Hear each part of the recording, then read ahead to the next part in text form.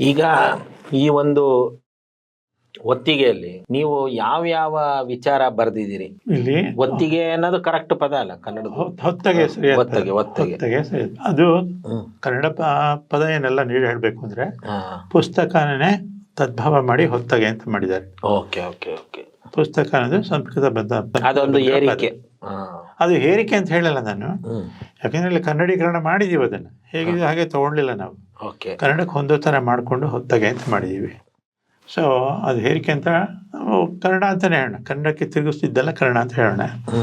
Okay, ಈ ಹೊತ್ತಿಗೆಯಲ್ಲಿ ಏನೇನು ಬರೆದಿದ್ದೀನಿ ಮುಖ್ಯವಾಗಿ ಅಂದರೆ, ನಾನು ಮೊದಲು ಈ ನಾವು ದ್ರಾವಿಡ ಅನ್ನೋ ಐಡೆಂಟಿಟಿ ಏನಿದೆಯಲ್ಲ, ಕೆಲವು ಜನರು ಹೇಳ್ತಾರೆ ಇದು ಆರ್ಯ ದ್ರಾವಿಡ ಅಂತ. ನಿಜವಾಗೂ ಇಲ್ಲ, ಆ ಬ್ರಿಟಿಷರು ಬಂದು ನಮ್ಮನ್ನು ಡಿವೈಡ್ ಮಾಡಬೇಕು ಅಂತ ಬಿಟ್ಟು ಸುಮ್ಮನೆ ಇವೆಲ್ಲ ಹುಟ್ಟು ಹಾಕಿದ್ರು ಅಂತ ಬಿಟ್ಟು, ಅದರ ಬಗ್ಗೆ ನಾನು ಸ್ವಲ್ಪ ಜನರಿಗೆ ತಿಳಿಸಿದ್ದೀನಿ. ಏನು ಅಂತಂದರೆ, ಈ ದ್ರಾವಿಡ ಆರ್ಯ ಅನ್ನೋದು ಕಾಲ್ಪನಿಕ ಅಲ್ಲ, ನಿಜವಾಗಿಯೂ ನಡೆದಿರೋದು ಇದು ಸತ್ಯ ಅಂತ ತೋರಿಸ್ತಿದ್ದೀನಿ ಮೊದಲನೇದಾಗಿ ಪುಸ್ತಕದಲ್ಲಿ. ಅದನ್ನು ಎಸ್ಟಾಬ್ಲಿಷ್ ಮಾಡಿದ್ದೀನಿ.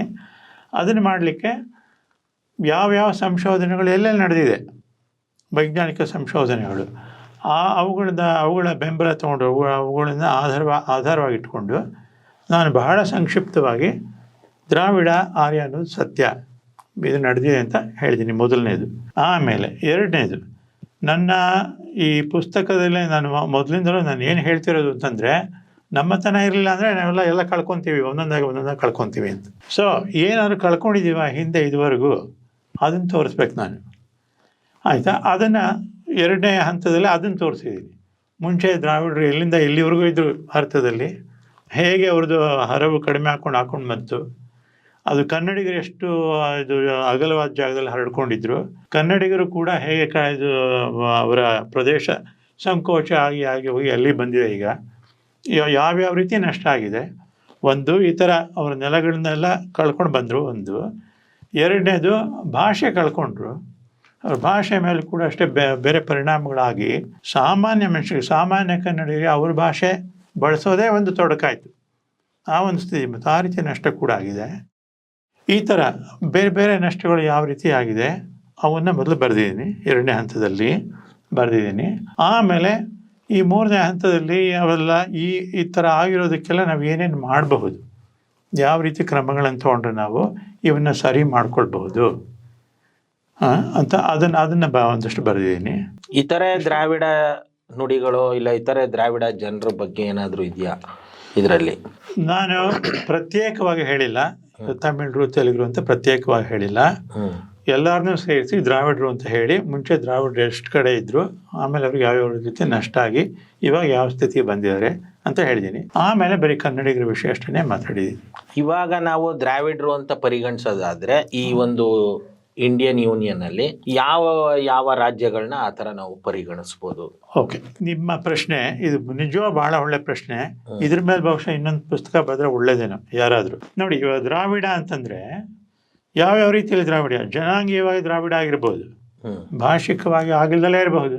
ನಾವು ದಕ್ಷಿಣದಲ್ಲಿ ಇರೋದು, ನಾವು ಕನ್ನಡ, ತಮಿಳು, ತೆಲುಗು, ನಾವೇನಿದ್ದೀವಿ, ಮಲಯಾಳಂ ಕೂಡ, ಮಲಯಾಳಂ, ತುಳು, ಕೊಡವೆಲ್ಲ, ನಮ್ಮಲ್ಲೂ ಜನಾಂಗದ ಬೆರಕೆ ಸಾಕಷ್ಟು ಆಗಿದೆ. ಜನಾಂಗದ ಬೆರಕೆ ಸಾಕಷ್ಟು ಅಂತಂದ್ರೆ ತುಂಬಾ ಏನಾಗಿಲ್ಲ ಹೇಳೋದು. ಇನ್ನು ಒಟ್ಟಾರೆ ನಾವು ದ್ರಾವಿಡ ಲಕ್ಷಣಗಳೇ ಇರೋ ಜನರು. ನಾವು ಜನಾಂಗೀಯವಾಗಿ ಆ ರೀತಿ ನೋಡಿದರೆ ದ್ರಾವಿಡರು. ನಾವು ಮಾತಾಡೋ ಭಾಷೆಗಳು ಅಷ್ಟೇ ಇಲ್ಲ ದ್ರಾವಿಡ ಭಾಷೆಗಳು, ಭಾಷಿಕವಾಗಿಯೂ ನಾವು ದ್ರಾವಿಡರು. ಆಮೇಲೆ ನಮ್ಮದೇ ನಡೆನುಡಿಗಳಿದೆ. ಕರ್ನಾಟಕದಲ್ಲಿ ತೊಗೊಂಡು ಉತ್ತರ ಕರ್ನಾಟಕದಲ್ಲಿ ಒಂದಷ್ಟು ನಡೆನುಡಿಗಳು ಅವತ್ತು ಇರುತ್ತೆ, ದಕ್ಷಿಣದಲ್ಲಿ ಒಂಥರ ಇರುತ್ತೆ, ಕರಾವಳಿಯಲ್ಲಿ ಒಂಥರ ಇರುತ್ತೆ, ಹಾಗೆ ತಮಿಳುನಾಡಿನಲ್ಲಿ ಇದ್ರೂ ಕೂಡ ನಮ್ಮದೇ ದ್ರಾವಿಡರದೇ ಒಂದು ರೀತಿಯ ನಡೆನುಡಿಗಳಿರುತ್ತೆ. ಅದರಲ್ಲಿ ಆ ರೀತಿ ಕೂಡ ಸಾಂಸ್ಕೃತಿಕವಾಗಿ ಕೂಡ ನಾವು ದ್ರಾವಿಡರು, ಎಲ್ಲ ರೀತಿಯಲ್ಲೂ ನಾವು ದ್ರಾವಿಡರು ಒಟ್ಟಾರೆ ತಗೊಂಡ್ರೆ. ಸ್ವಲ್ಪ ಅದೇ ಯಾವ ರಾಜ್ಯ ಇಲ್ಲಿ ನೋಡಿ, ನಾನು ಹೇಳಿದ ದಕ್ಷಿಣದವ್ರದ್ದು ಇದು ಆಯ್ತಾ. ಅದೇ ನೀವು ಇಲ್ಲಿಗೆ ಮುಗಿದೋಯ್ತು ಅನ್ಕೋಬೇಡಿ. ನೀವು ಮಹಾರಾಷ್ಟ್ರಕ್ಕೆ ಹೋಗಿ, ಜನಾಂಗೀಯವಾಗಿ ಅವರು ನಾವೇ, ಏನು ವ್ಯತ್ಯಾಸ ಇಲ್ಲ. ಭಾಷಿಕವಾಗಿ ಅವರು ಮರಾಠಿ, ಅದು ದ್ರಾವಿಡ ಭಾಷೆ ಅಲ್ಲ. ಮರಾಠಿ ಇಂಡೋ ಯುರೋಪಿಯನ್ ಭಾಷೆ. ಏನಾಯಿತು ಅನ್ಲಿಕ್ಕೆ ನಮಗೆ ಬೇಕಾದಷ್ಟು ನೋಡಿ, ಇಲ್ಲಿ ಚಿದಾನಂದ ಮೂರ್ತಿಯವರು ಭಾಷಿಕ ಬೃಹತ್ ಕರ್ನಾಟಕ ಅಂತ ಒಂದು ಪುಸ್ತಕ ಬರೆದಿದ್ದಾರೆ. ಭಾಳ ಒಳ್ಳೆಯ ಪುಸ್ತಕ, ಅದನ್ನೆಲ್ಲರೂ ಓದಬೇಕು.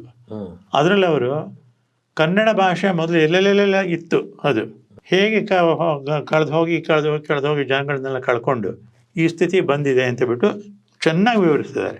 ಶಾಸನಗಳ ಬಗ್ಗೆ ಏನು ಅಧ್ಯಯನ ಅವರು ಶಾಸ್ತ್ರಗಳ ಬಗ್ಗೆ ಅಧ್ಯಯನ ಮಾಡಿದ್ದಾರೆ. ಆಮೇಲೆ ಮಹಾರಾಷ್ಟ್ರದಲ್ಲಿರೋ ಆ ಊರಿನ ಇದು ಹೆಸರುಗಳಿರುತ್ತಲ್ಲ ಅವುಗಳ ಬಗ್ಗೆ ಅಧ್ಯಯನ ಮಾಡಿದ್ದಾರೆ. ಮಹಾರಾಷ್ಟ್ರದ ಜನಗಳಲ್ಲಿರೋ ನಡೆನುಡಿ, ಅವ್ರು ಏನೇನೋ ಹಬ್ಬಗಳನ್ನು ಮಾಡ್ತಾರೆ, ಅಂದರೆ ಅದು ಮಣ್ಣಿನ ಮಕ್ಕಳು ಅಲ್ಲಿ ಶೂದ್ರರು ಅಂತ ಹೇಳ್ತಾರಲ್ಲ, ಅವರೆಲ್ಲ ಯಾವ್ಯಾವ ರೀತಿಯ ಹಬ್ಬಗಳು ಅಂತವನ್ನೆಲ್ಲ ಅವೆಲ್ಲ ಆಚರಣೆ ಮಾಡ್ತಾರೆ, ಅದನ್ನೆಲ್ಲ ನೋಡಿದ್ದಾರೆ. ಅದೆಲ್ಲ ನೋಡಿ ಅವರ ಪುಸ್ತಕದಲ್ಲಿ ಬರೆದಿದ್ದಾರೆ. ಕನ್ನಡದವರು ಅಲ್ಲೆಲ್ಲ ಮುಂಚೆ ಅಂದರೆ ಅಲ್ಲಿದ್ದ ಜನಗಳು ಮೊದಲು ಕನ್ನಡ ಮಾತಾಡ್ತಾ ಇದ್ರು, ಮರಾಠಿಗಳಾಗೋಕ್ಕಿಂತ ಮುಂಚೆ ಅವರು ಕನ್ನಡ ಮಾತಾಡ್ತಾ ಇದ್ರು ಅಂತ ಹೇಳ್ತಾರೆ. ಸೊ ಹಾಗಾಗಿ ಇಷ್ಟೆಲ್ಲ ದೊಡ್ಡ ಹರವಿತ್ತು. ಇವಾಗ ಅಲ್ಲಿಗೆ ನಿಲ್ಲೋದಿಲ್ಲ, ನೀವು ಗುಜರಾತಿಗೆ ಹೋಗಿ ಆಯಿತಾ, ಬಿಹಾರ್ಗೆ ಹೋಗಿ ಆಯಿತಾ, ಉತ್ತರ ಪ್ರದೇಶಕ್ಕೆ ಹೋಗಿ, ಬಂಗಾಳಕ್ಕೆ ಹೋಗಿ, ಬಾಂಗ್ಲಾದೇಶಕ್ಕೆ ಹೋಗಿ, ಜನಗಳು ಹೇಗೆ ಕಾಣ್ತಾರೆ ನೋಡಿರ್ಬೋದು. ಅಲ್ಲಿ ಜನಗಳು ಹೇಗೆ ಕಾಣ್ತಾರೆ?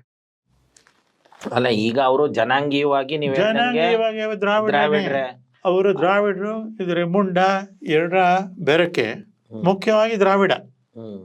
ಸೊ ಹಾಗಾಗಿ ದ್ರಾವಿಡ ಈ ಭಾರತ ಖಂಡ ಅಂತ ಹೇಳ್ತಾರೆ ಇವರು. ಇಲ್ಲ, ಈಗಿನ ಇಂಡಿಯನ್ ಯೂನಿಯನ್, ಇವಾಗ ಇಂಡಿಯನ್ ಯೂನಿಯನ್ ತಗೊಂಡ, ಇಂಡಿಯನ್ ಯೂನಿಯನ್ ತಗೊಂಡ್ರೆ ಜನಾಂಗೀಯವಾಗಿ ಅರ್ಧಕ್ಕಿಂತ ಹೆಚ್ಚು ಜನರು ದ್ರಾವಿಡ್ರೇನೆ. ಆ ಅರ್ಧ ಜನದಲ್ಲಿ ಅರ್ಧ ಜನ ಮಾತ್ರ ಇನ್ನು ಭಾಷೆ ಸಂಸ್ಕೃತಿ ಸ್ವಲ್ಪ ಉಳಿಸ್ಕೊಂಡಿದ್ದಾರೆ. ಸೊ ಅದು ದಕ್ಷಿಣದವರು, ದಕ್ಷಿಣದ ರಾಜ್ಯಗಳು. ಹೌದು. ಈ ವಿಷಯದ ಬಗ್ಗೆ ಯಾರಾದ್ರೂ ಒಬ್ರು ವಿದ್ವಾಂಸರು ಒಂದು ಪುಸ್ತಕ ಬರೆಯೋದು ಒಳ್ಳೆಯದು. ಈ ಥರ ಒಂದು ಕಿರಿದಾದ ಪುಸ್ತಕ, ಸರಳವಾಗಿರೋದು, ಇಂಗ್ಲೀಷಲ್ಲೋ ಹಿಂದಿಯಲ್ಲೋ ಅಥವಾ ಇಂಗ್ಲೀಷಲ್ಲೋ ಬರೆದು ಹಿಂದಿ ಟ್ರಾನ್ಸ್ಲೇಟ್ ಮಾಡೋದು, ಈ ಥರ ಮಾಡಿ ನಿಜವಾಗಿಯೂ ಇಂಡಿಯಾದಲ್ಲಿರೋ ಎಲ್ಲ ಜನರಿಗೂ ಕೂಡ ಈ ವಿಷಯದ ಬಗ್ಗೆ ತಿಳಿಸೋದು ಒಳ್ಳೆಯದು ಅಂತ ನನಗೆ ಅನ್ಸುತ್ತೆ. Okay okay. ಯಾಕೆಂದರೆ ಇದು ನಿಜವಾಗೂ ದ್ರಾವಿಡರದ್ದೇ ದೇಶ ಇದು. ಸೊ ಇಂಡಿಯಾ ಅಂದರೆ ಅದು ದ್ರಾವಿಡಿಯನ್ಸ್ದು. ದ್ರಾವಿಡ. ಇವತ್ತು ಇಂಡಿಯಾ ಅನ್ನೋ ಹೆಸರು ಬೇಡ, ನಾವು ಭಾರತ ಅಂತ ಇಡ್ತೀವಿ ಹೆಸರು ಅಂತೆಲ್ಲ ಹೇಳ್ತಾರೆ. ನಿಜವಾಗಿ ಅವರು ಇಡಬೇಕು ಹೆಸರು ಅಂತಂದ್ರೆ ದ್ರಾವಿಡ ನಾಡು ಅಂತ ಇಡಬೇಕು. ಯಾಕೆಂದರೆ ದ್ರಾವಿಡರೇ ಹೆಚ್ಚು ಜನಾಂಗೀಯವಾಗಿ ಇಲ್ಲಿರೋದು. Okay okay. ಅದನ್ನು ನಾನು ಹೇಳ್ತಿರೋದಲ್ಲ, ಈ ಸೈಂಟಿಫಿಕ್ ಪೇಪರ್ಸ್ ಅಂತ ಹೇಳಿದ್ನಲ್ಲ ಮಾಡ್ರೋ ಅವರೆಲ್ಲ ಅದನ್ನೇ ಹೇಳೋದು. ಯಾಕೆಂದರೆ ಇಂಡಿಯಾದ ಪಾಪ್ಯುಲೇಷನ್ ಏನು ಅಂದರೆ ಮುಖ್ಯವಾಗಿ ಹರಪ್ಪನ್ ಪಾಪ್ಯುಲೇಷನ್ ಏನಿತ್ತು ಅದೇನೇ ಅಂತ ಬಿಟ್ಟು. ಓಕೆ.